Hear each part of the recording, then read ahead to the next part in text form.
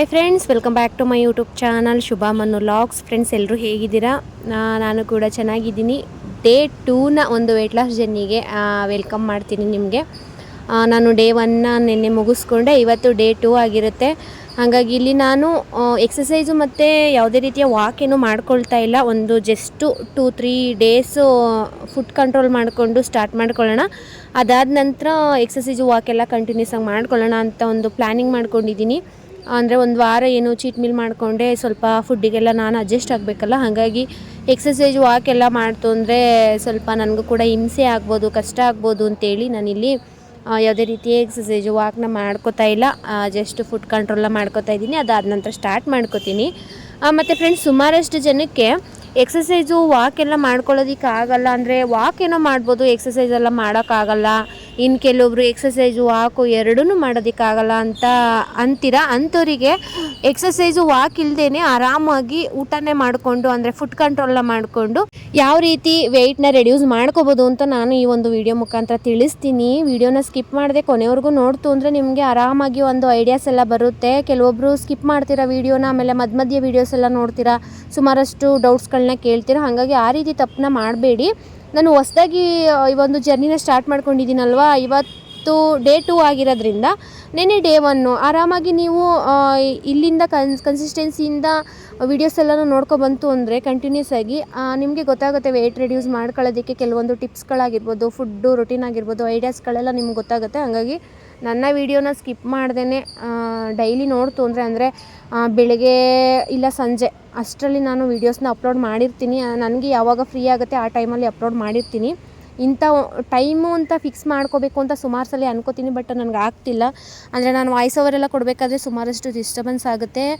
ಆ ಟೈಮಲ್ಲಿ ನಾನು ಕೆಲವೊಂದು ಸಲ ವೀಡಿಯೋ ಎಲ್ಲ ಎಡಿಟ್ ಮಾಡಿ ಇಟ್ಕೊಂಡಿರ್ತೀನಿ, ಇನ್ನು ಕೆಲವೊಂದು ಸಲ ಆಗಿರಲ್ಲ. ಹಾಗಾಗಿ ಬೆಳಗ್ಗೆಯಿಂದ ಸಂಜೆ ಅಷ್ಟರಲ್ಲಿ ನಂದು ವೀಡಿಯೋ ಯಾವಾಗಲಾದ್ರೂ ಬರ್ಬೋದು. ನೀವು ನನ್ನ ಚಾನಲ್ನ ಸಬ್ಸ್ಕ್ರೈಬ್ ಮಾಡಿತ್ತು ಅಂದರೆ ಪಕ್ಕದಲ್ಲಿರ್ತಕ್ಕಂಥ ಬೆಲ್ಲೈಕನ್ನು ಕೂಡ ಓಕೆ ಮಾಡಿತ್ತು ಅಂದರೆ, ಅದರಲ್ಲಿ ಆಲ್ ಅಂತ ನೋಟಿಫಿಕೇಷನ್ನ ಓಕೆ ಮಾಡಿತ್ತು ಅಂದರೆ ನಿಮಗೆ ನಾನು ವೀಡಿಯೋ ಅಪ್ಲೋಡ್ ಮಾಡಿದ ತಕ್ಷಣವೇ ನಿಮಗೆ ನೋಟಿಫಿಕೇಷನ್ ಬರುತ್ತೆ. ಅದರಲ್ಲಿ ನೀವು ನನ್ನ ವೀಡಿಯೋನ ಚೆಕ್ ಮಾಡ್ಬೋದು. ಹಾಗಾಗಿ ದಯವಿಟ್ಟು ಸಬ್ಸ್ಕ್ರೈಬ್ ಮಾಡ್ಕೊಳ್ಳೋದ್ರ ಜೊತೆಗೆ ಬೆಲ್ಲೈಕನ್ನು ಕೂಡ ಪ್ರೆಸ್ ಮಾಡಿ. ಮತ್ತು ಫ್ರೆಂಡ್ಸು, ಸುಮಾರಷ್ಟು ಜನ ನಾನು ಹೇಳ್ದಂಗೆ ಡಯಟ್ ಮಾಡಬೇಕು ಬಟ್ ಆಗ್ತಿಲ್ಲ, ಫುಡ್ ಕಂಟ್ರೋಲೆಲ್ಲ ಮಾಡ್ಕೋಬೋದು, ಆರಾಮಾಗಿ ಊಟ ಮಾಡ್ತೀವಲ್ಲ ಅದರಲ್ಲಿ ಮೆಜರ್ಮೆಂಟಲ್ಲಿ ಊಟ ಮಾಡ್ಕೋಬೋದು, ಇಷ್ಟೇ ಅಳತೆ ಅಂತ ತೊಗೊಂಡು ಊಟ ಮಾಡ್ಬೋದು. ಬಟ್ ವಾಕು ಎಕ್ಸಸೈಸ್ ಎಲ್ಲ ಮಾಡೋದಕ್ಕೆ ಟೈಮ್ ಸಿಗ್ತಾಯಿಲ್ಲ, ಆಗ್ತಾನೇ ಇಲ್ಲ ಅಂತ ಸುಮಾರಷ್ಟು ಜನ ಹೇಳ್ತೀರಾ. ನನಗೂ ಕೂಡ ಕೆಲವೊಂದು ಸಲ ಆಗೋದಿಲ್ಲ, ಎಕ್ಸಸೈಜು ವಾಕೆಲ್ಲ ಮಾಡ್ಕೊಳ್ಳೋದಕ್ಕೆ ಆಗೋದಿಲ್ಲ. ಆಗ ನಾನೇನು ಮಾಡ್ತೀನಪ್ಪ ಅಂತ ಅಂದರೆ, ನಾನು ಎಷ್ಟು ಕ್ಯಾಲೋರಿನ ಬರ್ನ್ ಮಾಡಿರ್ತೀನಿ ಅದ್ರ ತಕ್ಕಂತೆ ಫುಡ್ನ ತಗೋತೀನಿ. ಎಕ್ಸಸೈಜು ವಾಕೆಲ್ಲ ಮಾಡಿದಾಗ ತುಂಬಾ ಕ್ಯಾಲೋರಿನ ಬರ್ನ್ ಮಾಡಿರ್ತೀವಿ, ಆವಾಗ ಸ್ವಲ್ಪ ಫುಡ್ಡನ್ನ ಅಂದರೆ ಕ್ವಾಂಟಿಟಿ ಜಾಸ್ತಿ ತೊಗೋಬೇಕಾಗತ್ತೆ. ಎಕ್ಸಸೈಸು ವಾಕು ಏನು ಮಾಡ್ಕೊಂಡಿಲ್ಲ, ಬರೀ ಮನೆ ಕೆಲಸ ಮಾಡಿಕೊಂಡು ನನ್ನ ಬೆಳಗ್ಗೆಯಿಂದ ಸಂಜೆವರೆಗೂ ನಂದು ಏನಿದೆ ರೊಟೀನ್ ಅಷ್ಟನ್ನು ಮಾತ್ರ ಮುಗಿಸ್ಕೊಂಡಿದ್ದೀನಿ ಅಂತ ಅಂದಾಗ ಸ್ವಲ್ಪ ಕ್ಯಾಲೋರೀಸ್ನ ಕಡಿಮೆ ಪ್ರಮಾಣದಲ್ಲಿ ತೊಗೋಬೇಕಾಗುತ್ತೆ. ಅದನ್ನೆಲ್ಲ ನಾನು ನೆಕ್ಸ್ಟ್ ವೀಡಿಯೋದಲ್ಲಿ ಅಪ್ಡೇಟ್ ಮಾಡ್ತೀನಿ, ಒಂದೊಂದೇ ತಿಳಿಸ್ಕೊಡ್ತೀನಿ. ಎಲ್ಲನೂ ಒಂದೇ ಸಲ ಹೇಳಿದ್ರೆ ಆಗಲ್ಲ. ನಾನು ಅದಕ್ಕೆ ಇವಾಗ ಹೊಸ್ದಾಗಿ ಎಲ್ಲನೂ ಇನ್ಫಾರ್ಮೇಷನ್ ಕೊಡೋಣ ಅಂತೇಳೇ ನಾನು ವೀಡಿಯೋಸ್ನ ಸ್ಟಾರ್ಟ್ ಮಾಡಿರೋದು. ತುಂಬ ಹೋಪಿಂದ, ಒಂದು ಎನರ್ಜಿಯಿಂದ ನನ್ನ ಡೈಲಿ ರೊಟೀನ್ನ ಸ್ಟಾರ್ಟ್ ಮಾಡ್ಕೊಂಡಿದ್ದೀನಿ. ಒಂದು 2-3 ಡೇಸ್ ಅಷ್ಟೇ. ಅದಾದಮೇಲೆ ಎಕ್ಸಸೈಸ್ದು ವೀಡಿಯೋಸು ಬರುತ್ತೆ, ನೀವು ನೋಡಿಕೊಂಡು ಮಾಡ್ಬೋದು. ಆ ವೀಡಿಯೋನು ಕೂಡ ಅಪ್ಲೋಡ್ ಮಾಡ್ತೀನಿ, ಅದನ್ನು ಕೂಡ ನೋಡಿಕೊಂಡು ಮಾಡ್ಬೋದು. ಯಾರಿಗೆಲ್ಲ ಎಕ್ಸಸೈಸ್ ಮಾಡೋದಕ್ಕೆ ಬರಲ್ಲ, ಗೊತ್ತಾಗಲ್ಲ ಅಂತಿರಲ್ಲ, ಅಂಥವ್ರು ನೋಡ್ಕೊಂಡು ಮಾಡ್ಬೋದು. ಇನ್ನು ಫ್ರೆಂಡ್ಸ್, ಹೇಳಿದ್ನಲ್ವಾ, ಎಕ್ಸಸೈಸು ವಾಕು ಏನು ಮಾಡ್ಕೊಳ್ದೇ ಫುಡ್ ಕಂಟ್ರೋಲಿಂದ ಯಾವ ರೀತಿ ನಮ್ಮ ಒಂದು ವೆಯ್ಟ್ನ ರೆಡ್ಯೂಸ್ ಮಾಡ್ಕೋಬೋದು ಅಂತೇಳಿ ನಾನು ತಿಳಿಸ್ತೀನಿ. ಕೆಲವೊಂದು ಆಹಾರ ಪದ್ಧತಿನ ನಮ್ಮ ಡೈಲಿ ರೊಟೀನ್ನಲ್ಲಿ ಅಳವಡಿಸ್ಕೊಳ್ತು ಅಂತ ಅಂದರೆ ಆ್ಯಡ್ ಮಾಡ್ಕೊಳ್ತು ಅಂತ ಅಂದರೆ ಆರಾಮಾಗಿ ಎಕ್ಸಸೈಸು ವಾಕ್ ಇಲ್ದೇ ನಾವು ವೆಯ್ಟ್ನ ರೆಡ್ಯೂಸ್ ಮಾಡ್ಕೋಬೋದು. ಅದನ್ನು ಯಾವ್ಯಾವುದು ಅಂತ ಸ್ಟೆಪ್ ಬೈ ಸ್ಟೆಪ್ ನಾನು ನಿಮಗೆ ತಿಳಿಸ್ಕೊಡ್ತೀನಿ. ಮೊದಲಿಗೆ ನಮ್ಮ ದೇಹವನ್ನು ಹೈಡ್ರೇಟ್ ಆಗಿ ನೋಡ್ಕೋಬೇಕಾಗತ್ತೆ. ಅಂದರೆ ತೇವಾಂಶವಾಗಿ ನಮ್ಮ ದೇಹ ಇರಬೇಕಾಗತ್ತೆ.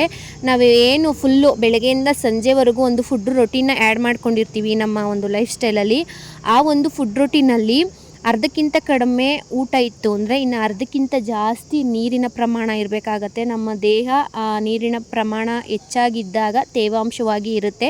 ತಿಂದಂಥ ಆಹಾರ ಡೈಜೆಷನ್ ಆಗಬೇಕು, ಚೆನ್ನಾಗಿ ಡೈಜೆಷನ್ ಆಗಿ ಅದು ನಮಗೆ ಒಂದು ಎನರ್ಜಿಯಾಗಿ ಕನ್ವರ್ಟ್ ಆಗಬೇಕು ಅಂದರೆ ಆ ಡೈಜೆಷನ್ ಪ್ರಕ್ರಿಯೆ ನಡೆಯೋದಕ್ಕೆ ಆದಷ್ಟು ನೀರಿನ ಅಂಶ ನಮ್ಮ ದೇಹದಲ್ಲಿ ಇರಬೇಕಾಗತ್ತೆ. ಹಾಗಾಗಿ ಸುಮಾರು ಒಂದು 2 ರಿಂದ 3 ಲೀಟ್ರಷ್ಟು ನೀರನ್ನು ನಾವು ಪ್ರತಿನಿತ್ಯ ಕುಡಿಬೇಕಾಗತ್ತೆ. ಹಿಂಗೆ ಕುಡಿದಾಗ ನಮಗೆ ಸ್ವಲ್ಪ ಹಸಿವು ಕೂಡ ಕಡಿಮೆ ಆಗುತ್ತೆ ಮತ್ತು ನಮ್ಮ ದೇಹನೂ ಕೂಡ ಹೈಡ್ರೇಟ್ ಆಗಿ ಇಟ್ಕೊಳ್ಳುತ್ತೆ ನೀರನ್ನು ಕುಡಿಯೋದ್ರಿಂದ.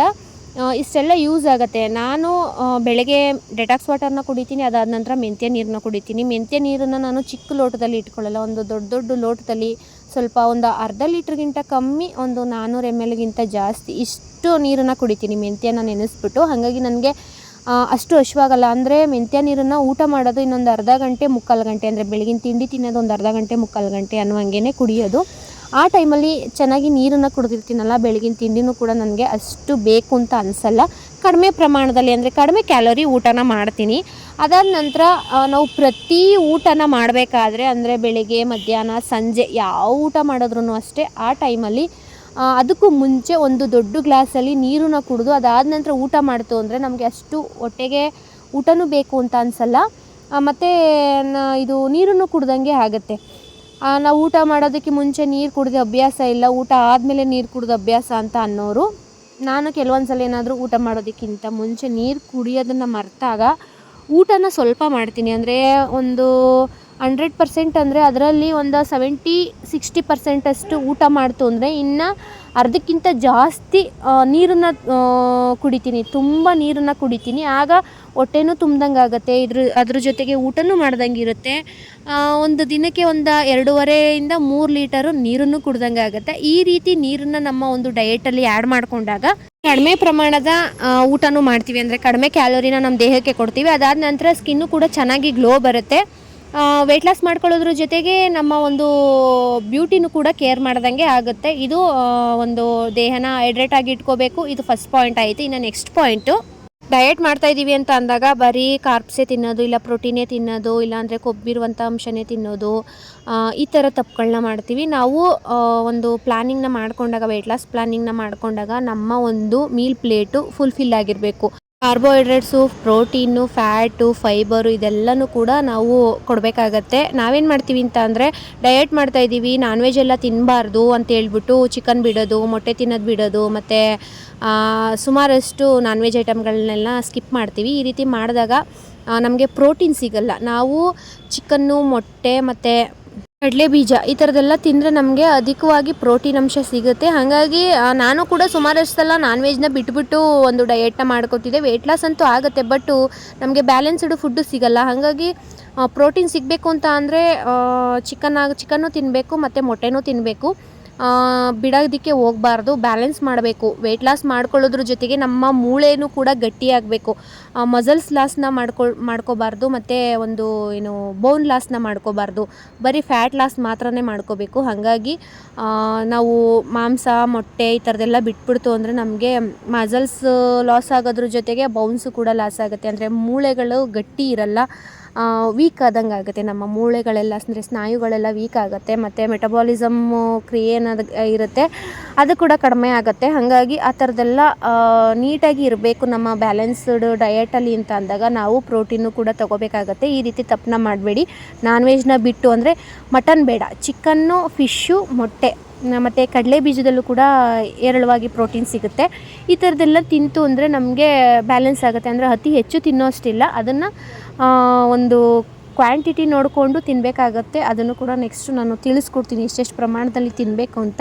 ಇನ್ನು ಪ್ರೋಟೀನು ಕೂಡ ನಮ್ಮ ಒಂದು ಜರ್ನಿನಲ್ಲಿ ಆ್ಯಡ್ ಮಾಡ್ಕೋಬೇಕು. ಅದಾದ ನಂತರ ನೆಕ್ಸ್ಟ್ ಪಾಯಿಂಟು, ಡಯೆಟ್ ಮಾಡೋರು ಏನು ಮಾಡ್ತಾರೆ ಅಂತ ಅಂದರೆ ಕಾರ್ಬು ಮತ್ತು ಫ್ಯಾಟ್ ಇರ್ತಕ್ಕಂಥ ಆಹಾರ ಪದಾರ್ಥಗಳನ್ನ ತೊಗೊಳೋದಕ್ಕೆ ಹೋಗಲ್ಲ. ಸಾಮಾನ್ಯ ಜಾಸ್ತಿ ತೊಗೊಳೋದಕ್ಕೆ ಹೋಗಲ್ಲ, ತೀರಾ ಜಾಸ್ತಿನೂ ಕೂಡ ತೊಗೊಳಕ್ಕೆ ಹೋಗಬಾರ್ದು. ಸ್ವಲ್ಪ ಪ್ರಮಾಣದಲ್ಲಿ ನಮ್ಮ ಒಂದು ಡಯೆಟ್ ರೊಟೀನಲ್ಲಿ ನಾವು ಅದನ್ನು ಆ್ಯಡ್ ಮಾಡ್ಕೋಬೇಕು. ಅಂದರೆ ಏಕದಳ ಧಾನ್ಯಗಳು, ಕಾರ್ಬ್ಸ್ ಎಲ್ಲ ಏಕದಳ ಧಾನ್ಯಗಳು, ಅಂದರೆ ಗೋಧಿ ಆಗಿರ್ಬೋದು, ಜೋಳ ಆಗಿರ್ಬೋದು, ರಾಗಿ, ಈ ಥರದ್ದೆಲ್ಲ ಕಾರ್ಬು ಆಹಾರ ಪದಾರ್ಥಗಳಾಗಿರುತ್ತೆ. ಅಂಥದ್ದನ್ನು ತಿಂದಾಗ ನಮಗೆ ತುಂಬ ಹೊಟ್ಟೆ ತುಂಬ್ದಂಗೆ ಇರುತ್ತೆ, ಜಾಸ್ತಿ ಬೇಗನೆ ಹಸಿವು ಅನ್ನೋದಾಗಲ್ಲ. ಈಗ ಮುದ್ದೆ ಚಪಾತಿ ಅದೆಲ್ಲ ತಿಂದಾಗ ಹಸಿವು ಅನ್ನೋದು ಬೇಗ ಆಗಲ್ಲ, ಅದು ನಿಧಾನಕ್ಕೆ ಡೈಜೆಷನ್ ಆಗುತ್ತೆ. ಹಾಗಂತ ಹೇಳ್ಬಿಟ್ಟು ಬೆಳಗ್ಗೆ ಮಧ್ಯಾಹ್ನ ಸಂಜೆ ಯಾವಾಗಲೂ ಈ ಥರದ ಕಾರ್ಬ್ಸ್ ಇರ್ತಕ್ಕಂಥ ಫುಡ್ಗಳನ್ನ ತೊಗೋಬಾರ್ದು. ಯಥೇಚ್ಛವಾಗಿ ಕಾರ್ಬ್ಸ್ ಇರ್ತಕ್ಕಂಥ ಫುಡ್ನ ತೊಗೊಳ್ತು ಅಂತ ಅಂದರೆ ನಮ್ಮ ಶುಗರಲ್ಲಿ, ಅಂದರೆ ನಮ್ಮ ರಕ್ತದಲ್ಲಿ ಶುಗರ್ ಲೆವೆಲ್ಲು ಜಾಸ್ತಿ ಆಗುತ್ತೆ. ಹಾಗಾಗಿ ಡೈಲಿ 1 ಟೈಮ್ ನಾವು ಕಾರ್ಬು ಮತ್ತು ಫ್ಯಾಟ್ ಇರ್ತಕ್ಕಂಥದ್ದನ್ನು ತೊಗೋಬೇಕು. ಫ್ಯಾಟು ಕೂಡ ಗುಡ್ ಫ್ಯಾಟ್ ಇರ್ತಕ್ಕಂಥ ಆಹಾರಗಳನ್ನ ತೊಗೋಬೇಕಾಗತ್ತೆ. ಹಂಗಂತೇಳ್ಬಿಟ್ಟು ಬ್ಯಾಡ್ ಫ್ಯಾಟ್ ಅಂದರೆ ಒಂದು ಬೇಕ್ರಿ ತಿನ್ಸ್ ಆಗಿರ್ಬೋದು, ಇಲ್ಲ ಬೇರೆ ಯಾವುದಾದ್ರೂ ಹಾಲಿನ ಉತ್ಪನ್ನಗಳಾಗಿರ್ಬೋದು, ಈ ಥರದ್ದೆಲ್ಲ ನಾವು ಜಾಸ್ತಿ ತೊಗೊಳಕ್ಕೆ ಹೋಗಬಾರ್ದು. ಗುಡ್ ಫ್ಯಾಟ್ ಇರ್ತಕ್ಕಂಥ ಒಂದು ಆಹಾರ ಪದಾರ್ಥಗಳನ್ನ ತೊಗೊಳ್ತು ಅಂತ ಅಂದರೆ ಒಳ್ಳೆಯದು. ಗುಡ್ ಫ್ಯಾಟ್ ಅಂತ ಅಂದರೆ ತುಪ್ಪ ಆಗಿರ್ಬೋದು, ಬೆಣ್ಣೆ ಆಗಿರ್ಬೋದು, ಅಂದರೆ ಅದನ್ನು ಕೂಡ ಜಾಸ್ತಿ ತೊಗೊಳಕ್ಕೆ ಹೋಗಬಾರ್ದು. ಎಷ್ಟು ಒಂದೊಂದೇ ಸ್ಪೂನಷ್ಟು ನಾವು ಡೈಲಿ ನಮ್ಮ ಒಂದು ವೆಯ್ಟ್ ಲಾಸ್ ಜರ್ನಿನಲ್ಲಿ ಆ್ಯಡ್ ಮಾಡ್ಕೋಬೇಕು. ಈ ಥರ ಎಲ್ಲ ಒಂದು ಕಾರ್ಬು ಮತ್ತು ಫ್ಯಾಟ್ನ ವಿಚಾರದಲ್ಲಿ ನಿಗಾ ಇಡ್ತು ಅಂದರೆ ಆರಾಮಾಗಿ ವೆಯ್ಟ್ ಲಾಸ್ನು ಕೂಡ ಮಾಡ್ಕೋಬೋದು. ಇನ್ನು ನೆಕ್ಸ್ಟ್ ಫ್ರೆಂಡ್ಸ್, ವೆಯ್ಟ್ ಲಾಸ್ ಮಾಡ್ಕೋತಾ ಇದ್ದೀವಿ ಅಂತ ಹೇಳ್ಬಿಟ್ಟು ಕೆಲವೊಬ್ರು ಏನು ಮಾಡ್ತಾರೆ ಅಂದರೆ ಬೆಳಿಗ್ಗೆ ಒಂದು ಊಟ ಸ್ಕಿಪ್ ಮಾಡೋದು, ಮಧ್ಯಾಹ್ನ ಒಂದು ಊಟ ಸ್ಕಿಪ್ ಮಾಡೋದು, ಇಲ್ಲ ಸಂಜೆ ಒಂದು ಊಟನ ಸ್ಕಿಪ್ ಮಾಡೋದು, ಆ ರೀತಿ ಮಾಡ್ಕೋತಾರೆ. ಆ ರೀತಿ ಮಾಡಿದಾಗ ನಮ್ಮ ಒಂದು ಡಯಟ್ ಇಂಬ್ಯಾಲೆನ್ಸ್ ಆಗುತ್ತೆ.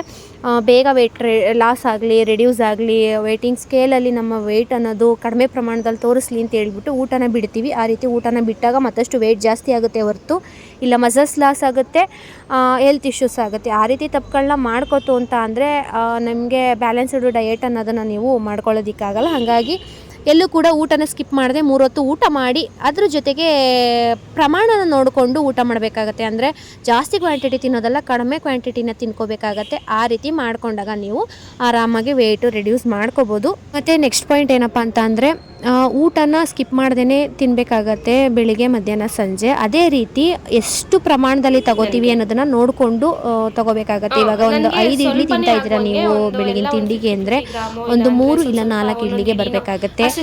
ಮಧ್ಯಾಹ್ನದ ಊಟಕ್ಕೆ ಚಪಾತಿ ತೊಗೊಂಡ್ರೆ ಒಂದು 3 ಚಪಾತಿ ತಿಂತಿದ್ದೀರಾ ಅಂತ ಅಂದರೆ ಒಂದು 2 ಚಪಾತಿಗೆ ಬರಬೇಕಾಗತ್ತೆ. 2 ಚಪಾತಿ ತೊಗೊಂಡು ಅದ್ರ ಜೊತೆಗೆ ಸಲಾಡ್ನ ಅಂದರೆ ಗೊಜ್ಜು, ದಾಲ್ ಏನಿರುತ್ತೆ ಅದನ್ನು ತೊಗೊಂಡು ಅದ್ರ ಜೊತೆಗೆ ಸಲಾಡ್ನ ತೊಗೋಬೇಕಾಗತ್ತೆ.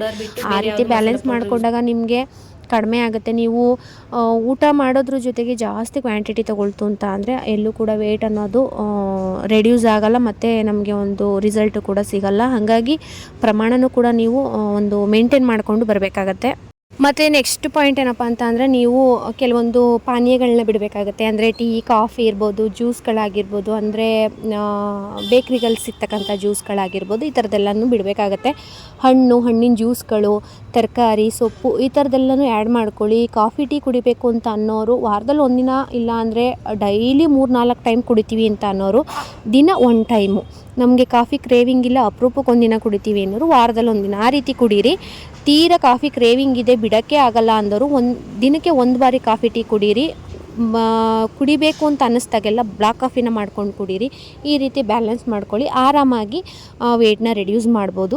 ಅದ್ರ ಜೊತೆಗೆ ಸಕ್ಕರೆ, ಮೈದಾ, ಬೇಕ್ರಿ ತಿಂಡಿ ತಿನಿಸುಗಳನ್ನೆಲ್ಲ ಬಿಟ್ಟು ಹೆಲ್ದಿಯಾಗಿರ್ತಕ್ಕಂಥ ಸೊಪ್ಪು, ತರಕಾರಿ, ಹಣ್ಣು ಈ ಥರದ್ದೆಲ್ಲನೂ ತಿನ್ಕೊಂಡು ನಮ್ಮ ಒಂದು ಡೈಜೆಸ್ಟಿವ್ ಲೆವೆಲ್ನೂ ಕೂಡ ಹೆಚ್ಚಿಸ್ಕೋಬೋದು ಮತ್ತು ವೆಯ್ಟ್ ಲಾಸ್ನು ಕೂಡ ಮಾಡ್ಕೋಬೋದು. ಈ ಬೇಕ್ರಿ ತಿನಿಸುಗಳೆಲ್ಲನೂ ತಿಂತು ಅಂದರೆ ವೆಯ್ಟ್ ಗೇನ್ ಆಗೋದ್ರ ಜೊತೆಗೆ ನಮ್ಮ ಆರೋಗ್ಯನೂ ಕೂಡ ಹದಗೆಡುತ್ತೆ. ಒಳ್ಳೆಯ ಆಹಾರ ಪದ್ಧತಿನ ಫಾಲೋ ಮಾಡ್ತು ಅಂದರೆ ಆರಾಮಾಗಿ ವೆಯ್ಟ್ ಲಾಸ್ ಮಾಡೋದ್ರ ಜೊತೆಗೆ ಲಾಂಗ್ ಲೈಫ್ನ ನಾವು ಲೀಡ್ ಮಾಡ್ಬೋದು. ಮತ್ತು ಫ್ರೆಂಡ್ಸ್, ನಾವು ನಿದ್ದೆನ ಸರಿಯಾಗಿ ಮಾಡ್ತಾ ಇರಲ್ಲ. ಅಂದರೆ ನಿದ್ದೆ ಮಾಡೋಕ್ಕೆ ಕರೆಕ್ಟಾಗಿ ಟೈಮಿಂಗ್ಸ್ಗೆ ಹೋಗ್ತೀವಿ, ಬಟ್ ಮೊಬೈಲ್ ನೋಡಿಕೊಂಡು ನಿದ್ದೆ ಮಾಡೋದಕ್ಕೆ ಹೋಗಲ್ಲ. 1 ಗಂಟೆ 2 ಗಂಟೆ ಟೈಮ್ವರೆಗೂ ಮೊಬೈಲ್ ನೋಡ್ತಿರ್ತೀವಿ. ಒಂದು 10 ಗಂಟೆ 12 ಗಂಟೆ ಅಷ್ಟರಲ್ಲಿ ಮಲಗಕ್ಕೆ ಹೋಗ್ತೀವಿ. ಆಗ ನಮಗೆ ನಿದ್ದೆ ಸರಿಯಾಗಿ ಆಗಲ್ಲ. ನಿದ್ದೆ ಸರಿಯಾಗಿ ಆಗಲಿಲ್ಲ ಅಂದರೆ ನಮ್ಮ ದಿನವೂ ಕೂಡ ಚೆನ್ನಾಗಿರಲ್ಲ. ಬೆಳಗ್ಗೆಯಿಂದ ಸಂಜೆ ತನಕ ಯಾವುದೇ ರೊಟೀನು ಕೂಡ ಸರಿಯಾಗಿ ಮಾಡ್ಕೊಳ್ಳೋದಕ್ಕೆ ಆಗ್ತಿರಲ್ಲ. ಹಾಗಾಗಿ ಚೆನ್ನಾಗಿ ನಿದ್ದೆನ ಮಾಡಬೇಕಾಗತ್ತೆ. ಇದೊಂದನ್ನು ಆ್ಯಡ್ ಮಾಡ್ಕೊತು ಅಂದರೆ ವೆಯ್ಟ್ ಲಾಸ್ಗೂ ಕೂಡ ಹೆಲ್ಪ್ ಆಗುತ್ತೆ. ಇನ್ನು ನಾನು ಹೇಳ್ದಂಥ ಇಷ್ಟು ಪಾಯಿಂಟ್ನು ಕೂಡ ನೀವು ಆ್ಯಡ್ ಮಾಡ್ಕೊತು ಅಂದರೆ ಆರಾಮಾಗಿ ಎಕ್ಸಸೈಸ್ ಇಲ್ದಂಗೆ ನಾವು ವೆಯ್ಟ್ನ ರೆಡ್ಯೂಸ್ ಮಾಡ್ಕೋಬೋದು. ಫ್ರೆಂಡ್ಸ್, ನೋಡಿದ್ರಲ್ವ ಸುಮಾರಷ್ಟು ಪಾಯಿಂಟ್ಸ್ಗಳನ್ನ ನಾನು ನಿಮ್ಮ ಜೊತೆ ಶೇರ್ ಮಾಡ್ಕೊಂಡಿದ್ದೀನಿ. ಜಸ್ಟ್ ಸ್ಟಾರ್ಟಿಂಗಲ್ಲಿ ಯಾರೆಲ್ಲ ಸ್ಟಾರ್ಟ್ ಮಾಡ್ಕೊಂಡಿದ್ದೀರೋ ಒಂದು ಜರ್ನಿನ ಅಂಥವರು ಇಷ್ಟು ಪಾಯಿಂಟ್ನ ಫಾಲೋ ಮಾಡಿ ಆರಾಮಾಗಿ ಎಕ್ಸಸೈಸ್ ಇಲ್ದಂತೆ ವೆಯ್ಟ್ ಲಾಸ್ನ ಮಾಡ್ಕೋಬೋದು. ಅದಾದ ನಂತರ ನಿಮಗೆ ಟೈಮ್ ಇತ್ತು ಅಂದರೆ ಎಕ್ಸಸೈಸ್ನು ಕೂಡ ಮಾಡ್ಕೋಬೋದು. ಖಂಡಿತವಾಗ್ಲೂ ಇನ್ನೂ ಒಳ್ಳೆ ರಿಸಲ್ಟ್ ಸಿಗುತ್ತೆ ಎಕ್ಸಸೈಸು ಮತ್ತು ವಾಕ್ನ ಆ್ಯಡ್ ಮಾಡ್ಕೊಳ್ತು ಅಂತ ಅಂದರೆ. ಬಟ್ ಆಗಲಿಲ್ಲ ಅಂತ ಅನ್ನೋರು ಇಷ್ಟನ್ನು ಫಾಲೋ ಮಾಡ್ತು ಅಂದರೆ ಆರಾಮಾಗಿ ವೆಯ್ಟ್ನ ರೆಡ್ಯೂಸ್ ಮಾಡ್ಕೋಬೋದು. ಮತ್ತು ನನಗೆ ವೀಡಿಯೋಸ್ ಯಾವುದು ಜಾಸ್ತಿ ಇರಲಿಲ್ಲ, ಹಾಗಾಗಿ ನನ್ನ ಹಳೆ ಫೋಟೋಗಳು ಮತ್ತು ಈಗಿನ ಫೋಟೋಗಳು, ವೆಯ್ಟ್ ಲಾಸ್ ಮುಂಚೆ ಫೋಟೋಗಳು, ವೆಯ್ಟ್ ಲಾಸ್ ಆದಮೇಲೆ ಯಾವ್ಯಾವ ಫೋಟೋಗಳಿದೆ ಅದನ್ನೆಲ್ಲ ನಿಮ್ಮ ಜೊತೆ ಶೇರ್ ಮಾಡ್ಕೋತಾ ಇದ್ದೀನಿ. ಅಂದರೆ ವಿಡಿಯೋ ಕ್ಲಿಪ್ಪಿಂಗ್ಸ್ ಯಾವುದೂ ಇರಲಿಲ್ಲ ಅವತ್ತಿನ ದಿನದ್ದು, ಸ್ವಲ್ಪನೇ ಮಾಡ್ಕೊಂಡಿದ್ದು. ಇನ್ನು ಫ್ರೆಂಡ್ಸ್, ನನ್ನ ಡೈಲಿ ರೊಟೀನ್ನು ಕೂಡ ನೀವು ನೋಡಿಕೊಂಡ್ರೆ ಯಾವ ರೀತಿ ಕಂಪ್ಲೀಟ್ ಮಾಡಿಕೊಂಡೆ ಅಂತ. ಮತ್ತು ಇಲ್ಲಿ ವೆಯ್ಟ್ ಲಾಸ್ಗಿಂತ ಮುಂಚೆ ಫೋಟೋಗಳು, ವೆಯ್ಟ್ ಲಾಸ್ ಆದಮೇಲೆ ತೆಗೆದಂಥ ಫೋಟೋಗಳು, ಅದಾದಮೇಲೆ ಮತ್ತೆ ವೆಯ್ಟ್ ಗೇನ್ ಆದಮೇಲೆ ಯಾವ ರೀತಿ ಇದ್ದೀನಿ ಅದೆಲ್ಲ ಫೋಟೋಸ್ಗಳೆಲ್ಲ ನೀವು ಇಲ್ಲಿ ನೋಡ್ತಾ ಇದ್ದೀರಿ. ಇವಾಗ ಕನ್ಸಿಸ್ಟೆನ್ಸಿಯಿಂದ ಮಾಡ್ಕೊಳ್ಳೋಣ ಅಂತ ಅಂದ್ಕೊಂಡು ಕೆಲವೊಂದಷ್ಟು ರೂಲ್ಸ್ಗಳನ್ನ ಫಾಲೋ ಮಾಡ್ತಾ ಇದ್ದೀನಿ. ನೀವು ಕೂಡ ರೂಲ್ಸ್ಗಳನ್ನ ಫಾಲೋ ಮಾಡ್ತು ಅಂದರೆ ಆರಾಮಾಗಿ ಮನೆ ಊಟ ಮಾಡಿಕೊಂಡು ವೆಯ್ಟ್ ಲಾಸ್ನ ಮಾಡ್ಕೋಬೋದು. ಯಾರೆಲ್ಲ ಕೊನೆವರೆಗೂ ವಿಡಿಯೋನ ನೋಡಿದ್ರೆ ಎಲ್ರಿಗೂ ಕೂಡ ಥ್ಯಾಂಕ್ಸ್ನ ತಿಳಿಸ್ತಾ ಫ್ರೆಂಡ್ಸ್, ಇನ್ನು ನಾಳಿನ ವಿಡಿಯೋದಲ್ಲಿ ಸಿಗೋಣ. ಅಲ್ಲಿವರೆಗೂ ಬಾಯ್.